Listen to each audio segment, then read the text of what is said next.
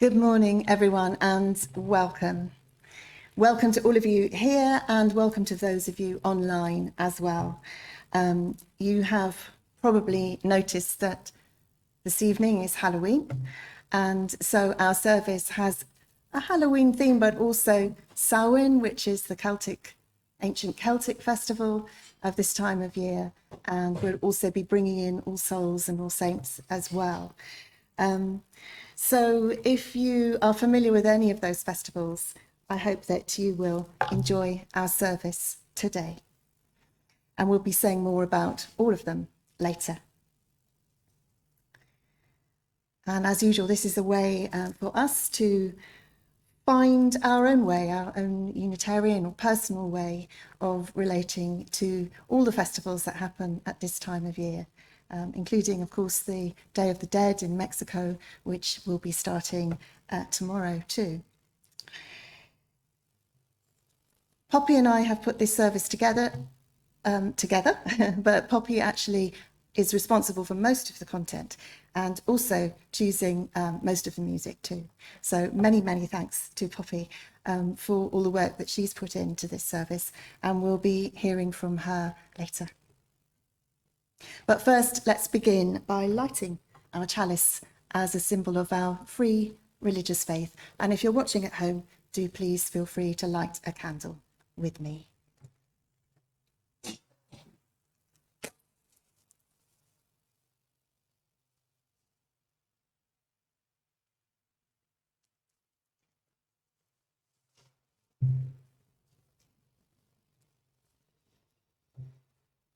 And these words come from the Reverend Florence Kaplow from a church in Urbana, Illinois.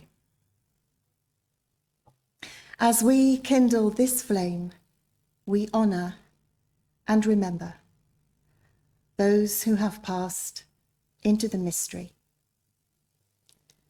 Their brightness lives on in our vision. Their courage lives on in our commitments. And their love continues to bless the world through us.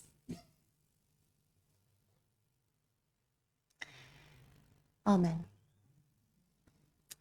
And we have several people here for the first time today, so I'd just like to extend a special welcome to those of you joining us for the first time. Lovely to see you, including Charles, who's accompanying Poppy.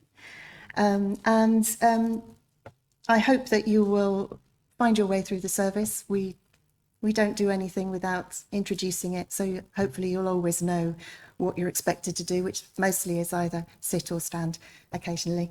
And speaking of standing, we're going to sing our first hymn. And this is a hymn called Living and Dying. It's in our green hymn book. If you've got a green book there, you can find it. It's number 298. 298, but we'll also bring the words up on the screen. Now, we very often have an accompaniment of a choir singing, but I'm afraid for this one, we only have the piano. So you'll all have to sing extra loud today. But there is one verse unaccompanied just for you to listen to, so you get the hang of the tune, and then we'll go into the singing. So this is 298 in the green book, and it's called Living and Dying.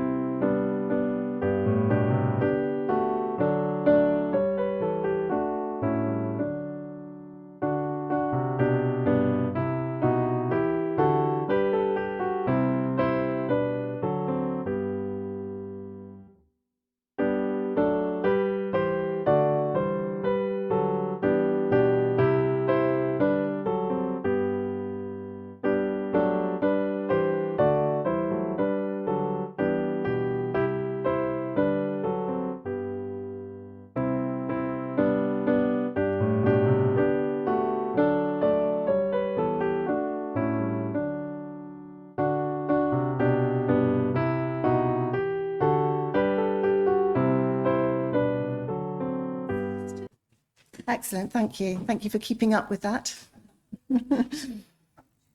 I shall make a note to play slightly slower next time.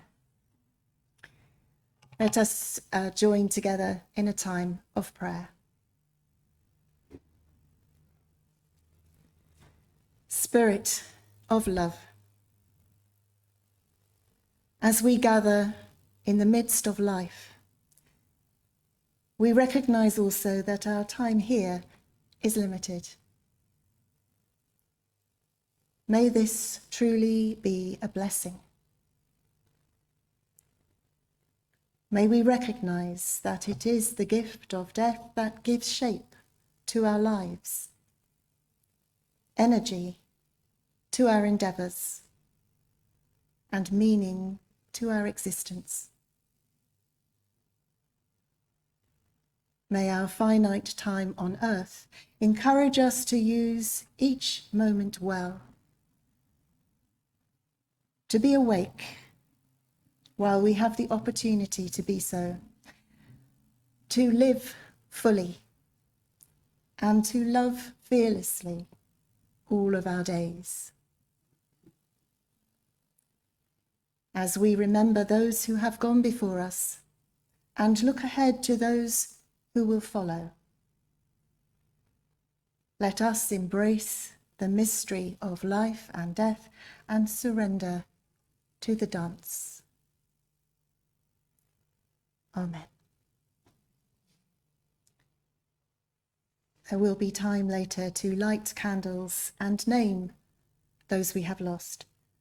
But now let us pause to bring into our hearts and minds those beloved souls who are alive today and who are suffering in any way,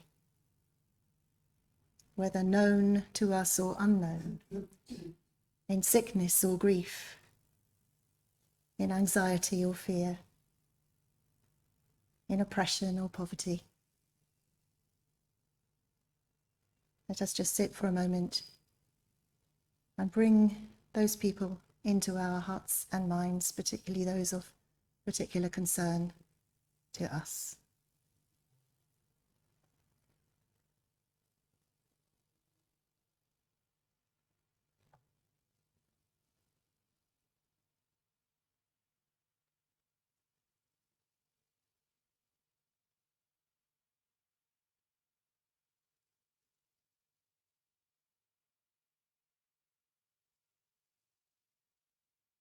May they find strength and courage, comfort and hope. Amen.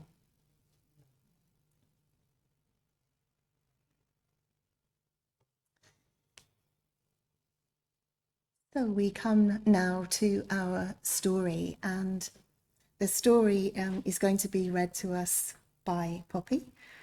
It's by Thich Nhat Hanh, Vietnamese Buddhist monk, called Like a Leaf. Hello everyone. Like a leaf. One autumn day I was in the park, absorbed in the contemplations of a very small, beautiful leaf shaped like a heart. It was barely hanging on the branch, nearly ready to fall down. I asked the leaf whether it was frightened, because it was autumn and the other leaves were falling. The leaf told me no. During the whole spring and summer, I was completely alive. I worked hard to help nourish the tree, and now much of me is in the tree. I am not limited by this form. I am also the whole tree, and when I go back to the soil, I will continue to nourish the tree, so I don't worry at all. As I leave this branch and float to the ground, I will wave to the tree and tell her, I will see you again soon.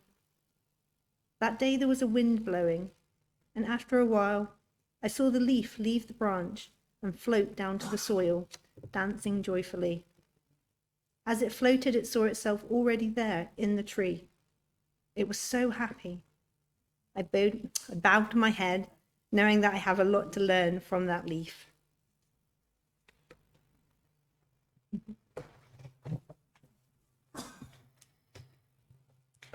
Thank you, Poppy. And I'd like to share a short poem with you, which is by the German mystic, I suppose you would call him, and poet, Raine Maria Rilke. And it's called Autumn.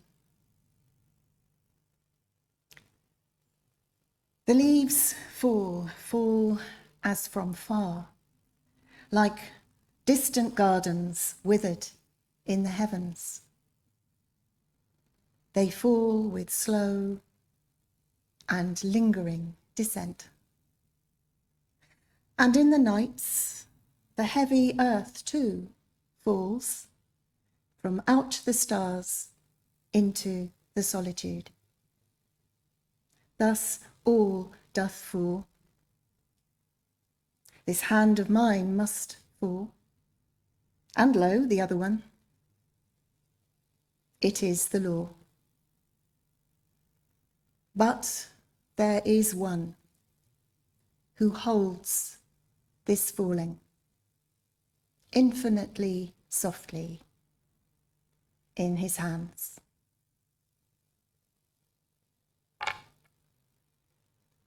Words by Raine Maria Rilke.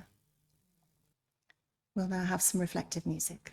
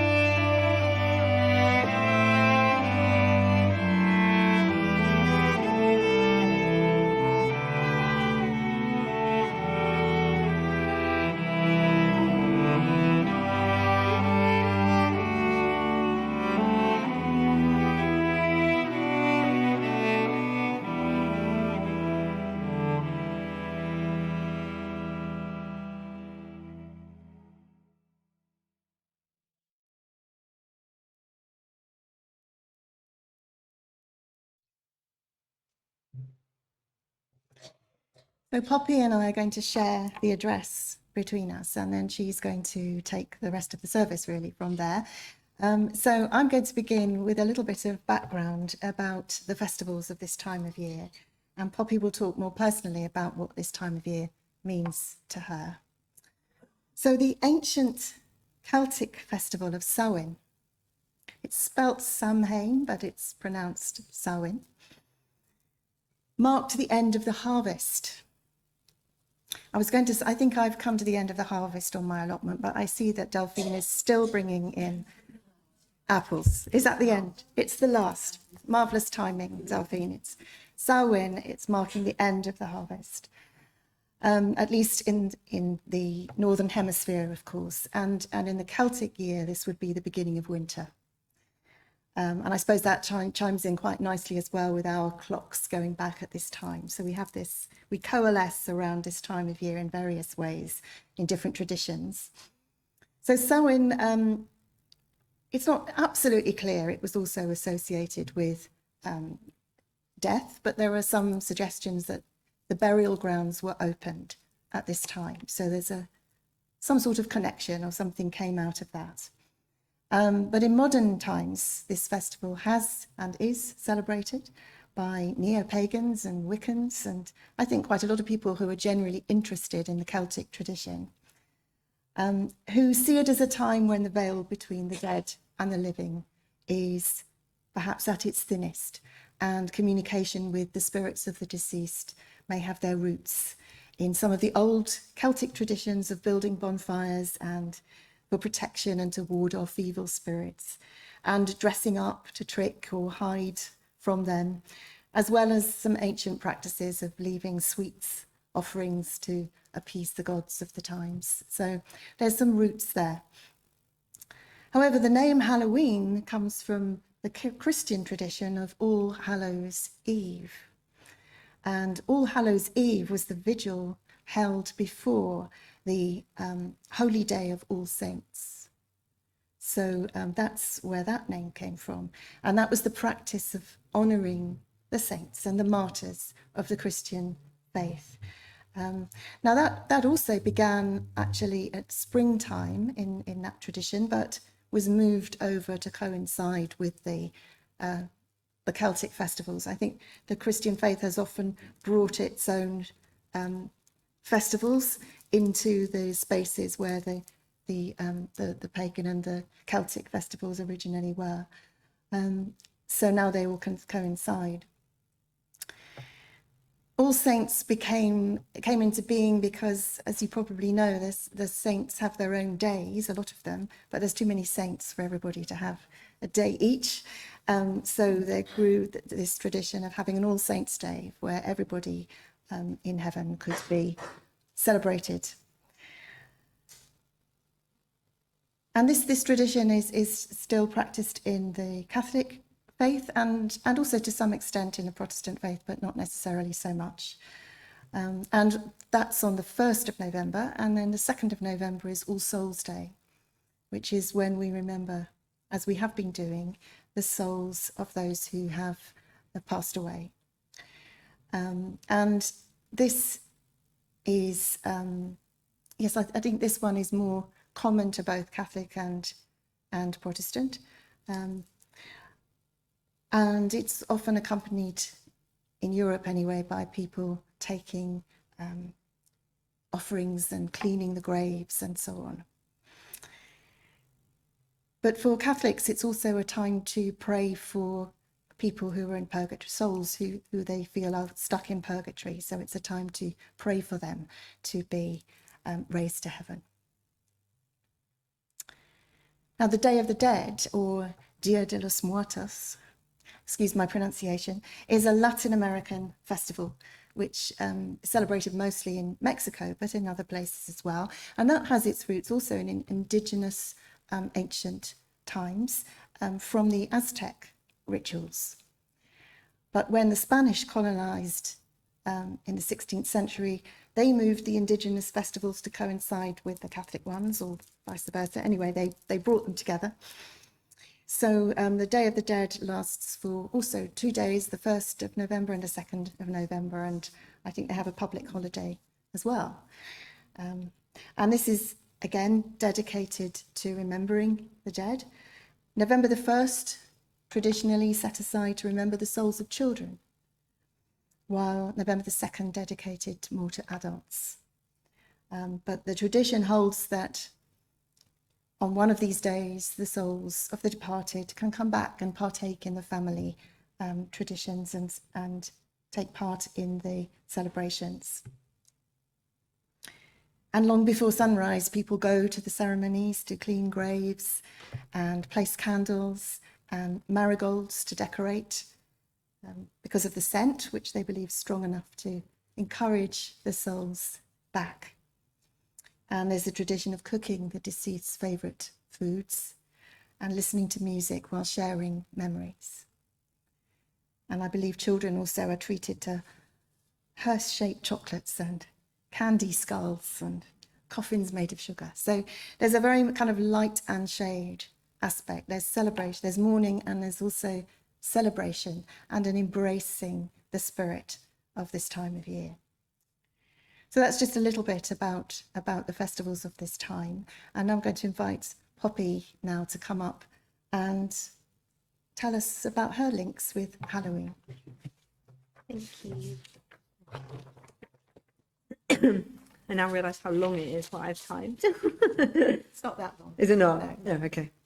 It's not. Thank you. Okay, so what Halloween means to me. I don't know when my love for Halloween actually started, but it has certainly been my favourite holiday for as long as I can remember. As a child, I certainly enjoyed reading stories about witches and ghosts, and I remember dressing up as these things and going to school discos or trick-or-treating with friends in the little village. Then as I grew a bit more, a teenager, I enjoyed the magical and spooky in a different way slightly, and included a love of the strange and macabre through the writings of Stephen King, the Gothic films of Tim Burton, and a deep fascination of the supernatural after reading Arthur C. Clarke's World of Strange Powers, which some of you may be familiar with. It was very popular and he had a few series. That particular book included reports on reincarnation, extrasensory perception, and stigmata, amongst other things. As an adult, these things certainly still hold a fascination for me, and I now keep other traditions of the season at this time of year, such as pumpkin carving and practicing the art of divination. However, one thing that has developed and changed over time is my understanding and appreciation of what I see as the main lesson or message of this holiday. I recognise the end of October and early November as being a time where life is celebrated through various rituals that recognise and honour death as a natural part of life. Halloween highlights to me a fundamental truth that death is the baseline of life. Death exists alongside and works in cooperation with life. One simply cannot exist without the other. This is what I see as Halloween's central message, and I endeavour to keep it in mind all year round. By reflecting on the mortality and fragility of life, I feel more connected to my inner spirit and find that by doing so, my respect and empathy for others deepens. If I'm in a quandary about what to prioritise, or I'm unsure how to handle a difficult or challenging situation, then I find focusing on my mortality provides perspective like nothing else. It brings into focus what matters most to me in the given situation. In addition to honouring death, now is traditionally a time for reflection and remembrance, and I find this a really intuitive action to do when out in nature during mid-autumn. As the trees are shedding their leaves and leaving a beautiful carpet of orange, red and brown, I experience a peaceful stillness and deep connection with the mystery of the divine like at no other time of year. I also personally subscribe to the belief that the veil between this world and the next is thin during this period, and I enjoy spending time thinking of those beings, ancestors, friends, and even pets who have touched my life but who are no longer of this world. Of course, facing death is not easy, and depending on your own unique circumstances, it may be hard for you to think in terms of specifics, and that is fine. Honouring those who join our present life to the past and to the future doesn't require us to name individuals, as the way I see it, we are all interconnected through spirit or energy regardless. Other practices I find natural to take at this time of year include a sort of stock clearance or realignment. So I normally have like a good dust and clean of our home before decorating it for the holiday, and can cleanse the energy using a sage stick or naturally scented melts to welcome positive energy into the house. I take time to revisit my hopes and dreams that I have written in a book. I consider whether they have changed or how I am taking steps to bring them to fruition if they have not. I really cannot understate how much my love of the spooky and Halloween's message has impacted all areas of my life. In the last few years alone, it influenced my subject of study as I completed a master's degree in deaf religion and culture, and it was the chosen date for our marriage and hand fasting ceremony. I believe today and the 2 days of festivals following it are the perfect time to reflect on your own life and honour those that connect to yours. Halloween to me is a truly magical holiday whereby people of all ages and backgrounds can celebrate and honour life and death in both playful and serious ways. Thank you. Moving on, what we will now do is sing our second hymn. It's in the purple book, 193. Again, the words will come up on the screen for those at home, or if you prefer to read from the screen. And it's "We Laugh, We Cry."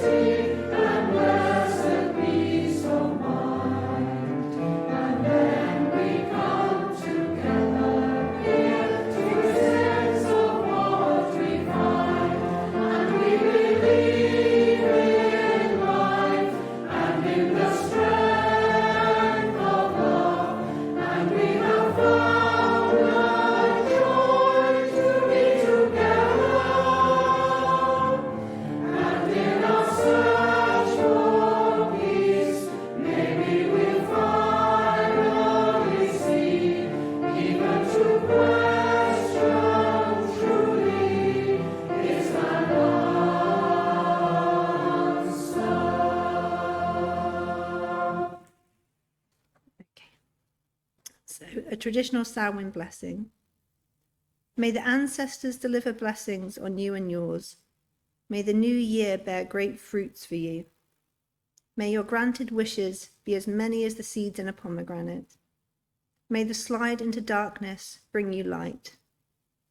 May the memories of what has been keep you strong for what is to be. And may this Samhain cleanse your heart, your soul, and your mind.